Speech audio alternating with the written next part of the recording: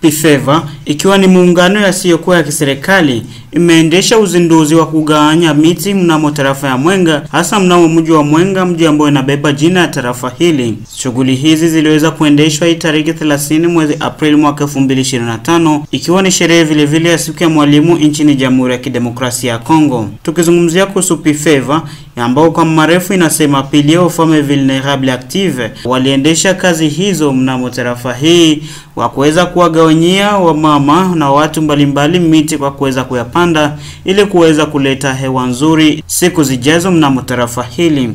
Wakiwepo watu kadhaa wakihudhuria kwenye sherehe hiyo kama mnyapara wa tarafa ya Mwenga, kiongozi wa sultani wa Basili aliyeweza kuwakilishwa na SECAD, kiongozi wa shirika ya raia Nguvu Iliyo Hai ofisi ya Mwenga, kiongozi wa mambo ya mazingira wa tarafa ya Mwenga, walinzi wa asili ama BAMI, vile vile na kiongozi wa kamati ya maendeleo ya Basile na hata viongozi wa mikoa midogo. Pamoja na wamama hao waliweza kufaidia miti kutoka kwa muungano ya PIFEVA.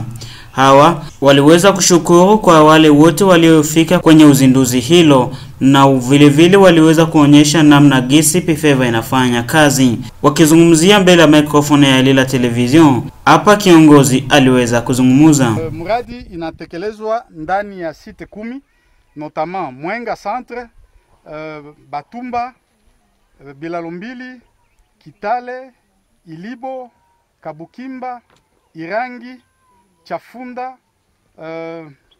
Kasika na Kalambi. Na kwa leo wamama ambao walifuatilia hii mradi walifika kutengeneza ama kupanda zaidi ya miti 1300 kwa ile site zote 10. Na tunashukuru sana kila ambaye alijitoa kwa kutekeleza hii mradi. Kwa upande wa mama waliofaidia miti hizo, mmoja kati yao akubaki kimya, kwani alionyesha furaha yake na kuzungumzia ya zaidi. Kupanda mti na mti ile iote na watu waione. Watu wengi wakiona sema mti mwanamke wa Mwenga naye alipanda hii. Hapa kwanza tunajipigia tu mikono, tunashukuru sana hii muradi ya mwanamke tenda. Mwanamke na wa Mwenga ni anaanza tenda juu anaotesha mti na mti nafikia autorite hapa banaona mti yenye mwanamke anapanda. Na leo hii tunafaa lancement ya kampanye ya upandaji wa miti. Tunashukuru sana, manake PIFEVA siachilie mwanamke, iendeleshe tu kumunyangula. Mwanamke wa Mwenga sana anakuwa na pouvoir ya kuya kama mwanamke naye anapaswa fanya kitu fulani. Asante wandugu. Kwa upande wake mwandishi wa mchunguzi wa tarafa hili hakuweza kubaki kimya, kwani naye alizungumza yafuatayo. Ni ya kusifu organisation PIFEVA kwa hii paske kweli pori inadisparetre hapa kwetu, na kama PIFEVA aliwazia kufanya kitu kama na hii ni ya maana sana, sababu wakata makala mapasura mbao na naharibu mapori na kuharibisha pori zote. Lakini hii yenye tunaanza na waza inaweza kusaidia na kuturudishia hewa tena, sababu mti ina mafaa mingi. Mti inatuletea hewa nzuri yenye tunavutia.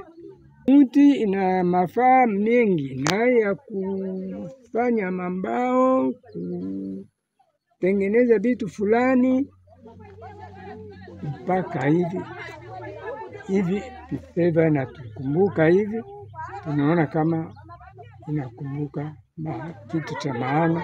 Surtout mwa hii periode yenye tuko mwa, tunaona kama changement climatique na hii itakuya kuturenforcer